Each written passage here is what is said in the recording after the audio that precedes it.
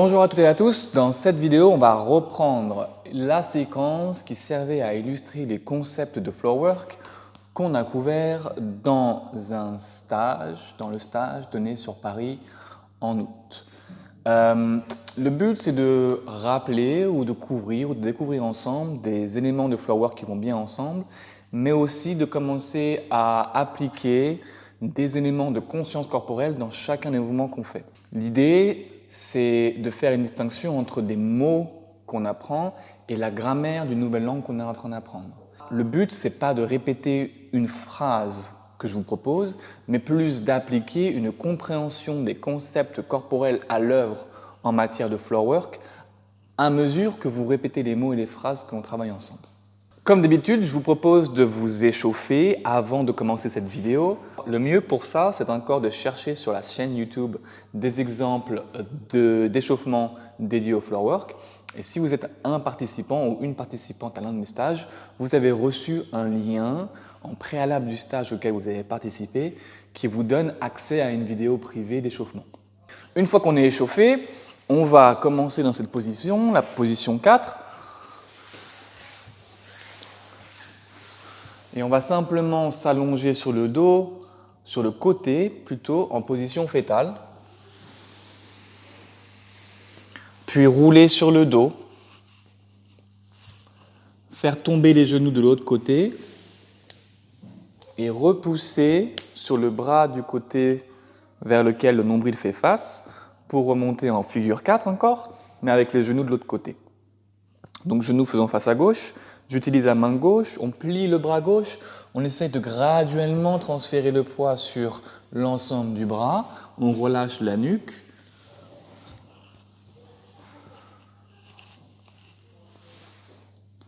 Mon buste fait face à la droite, j'utilise la main droite près de la jambe droite, je tends ce coude droit et je reviens face au mur. On va faire la même chose, mais une fois arrivé en position fétale, on va tendre la jambe droite et décrire un arc-en-ciel avec ce pied. Vers la gauche, on tend la jambe gauche.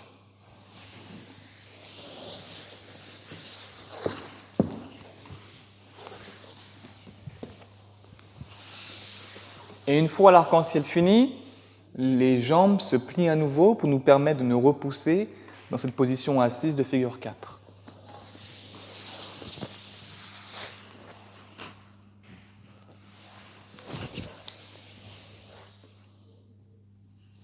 De là, on va en faire 2 d'affilée.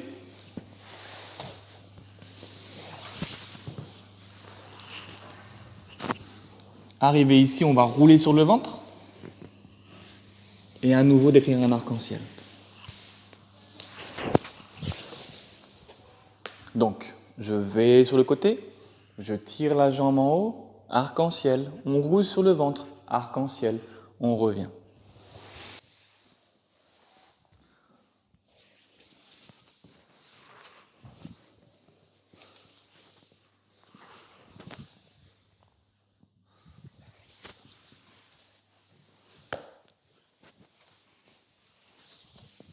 Pour une variation un peu plus épicée, on va s'autoriser des mouvements de rotation de la hanche un peu similaires à ce qu'on peut voir dans certaines danses de couple et en pole dance parfois. Pour cela, une fois le premier arc-en-ciel fini, ici, on va plier le genou de la jambe qui a décrit l'arc-en-ciel et aller toucher le sol avec le petit orteil à mesure que l'on roule sur le ventre. Dans cette position, deuxième arc-en-ciel, même fin. Donc, premier arc-en-ciel, le gros orteil touche. Je plie, le deuxième orteil touche. Je étire, je reviens. Au début, on marque les touches, le contact au sol entre le gros orteil et le petit orteil, à mesure que l'on plie et qu'on tend ce genou. Et une fois que l'on a compris le mécanisme, on va essayer de fouetter pour vraiment sentir ce qui peut se passer au niveau de la hanche et l'espèce de mouvement spiralé, la figure 8, qui peut se dessiner à mesure que l'on garde le rythme de ce fouettement.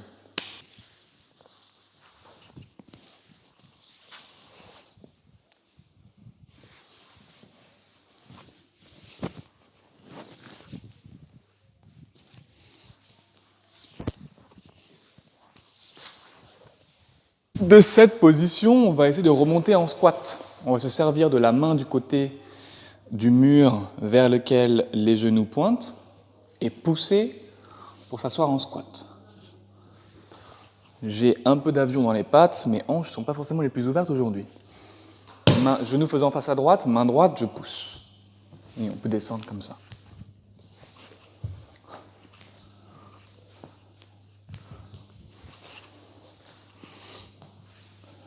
Si c'est dur, on peut mettre les genoux vers le plafond d'abord et pousser de façon plus linéaire que circulaire. 1, 2.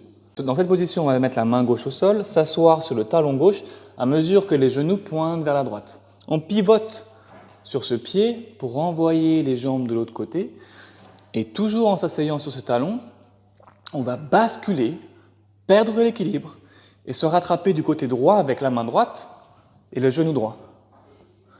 Si je vais à gauche, main droite, je m'assois sur le talon droit, je pivote pour que les genoux fassent face à gauche et une fois bien installé sur ce talon, je perds le contrôle pour bien me rattraper dans cette position de l'autre côté.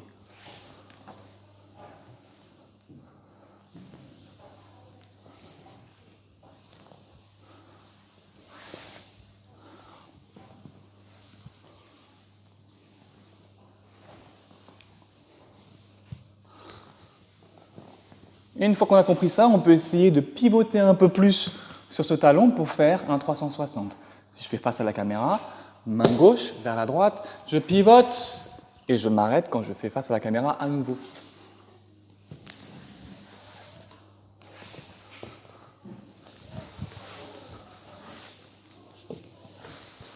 Et vous voyez que cette jambe-là, qui s'entrelace autour de l'autre, à mesure qu'elle glisse contre le sol, c'est un moyen pour moi de rattraper l'équilibre.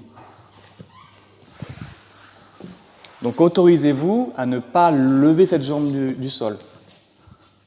Dans quel cas vous tomberez. On laisse la jambe s'affaisser et on glisse jusqu'à pouvoir se rattraper.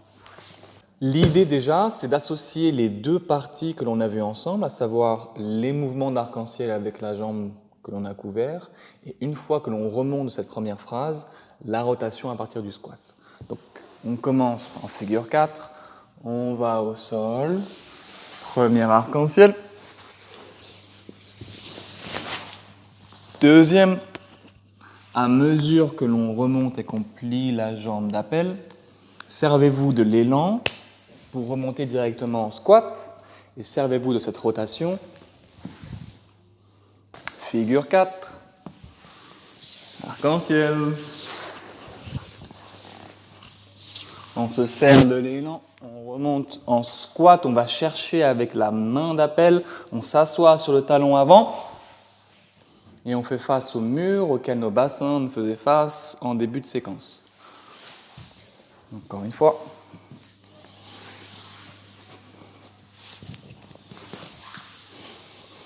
Utilisez cette jambe et la flexion du genou pour créer un élan.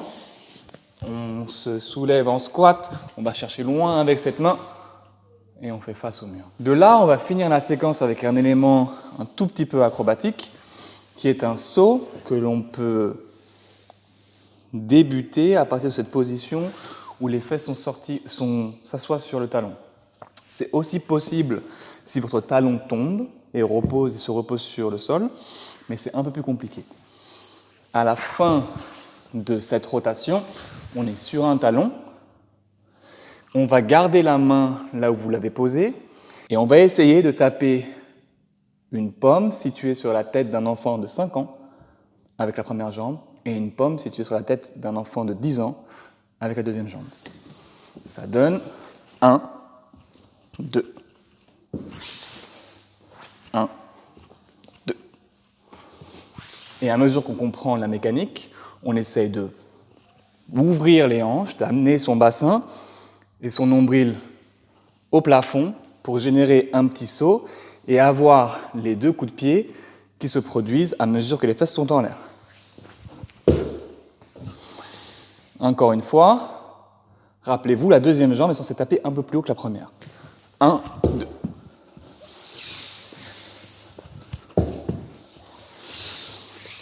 Et à mesure que l'on prend confiance, on va commencer à taper de plus en plus haut. Première pomme sur la tête d'un enfant de 10 ans, deuxième pomme sur la tête d'un adolescent. Si bien que l'axe ou la courbe que vos jambes décrivent va être de plus en plus verticale à mesure que vous serez de plus en plus confortable dans ce mouvement acrobatique. On commence près du sol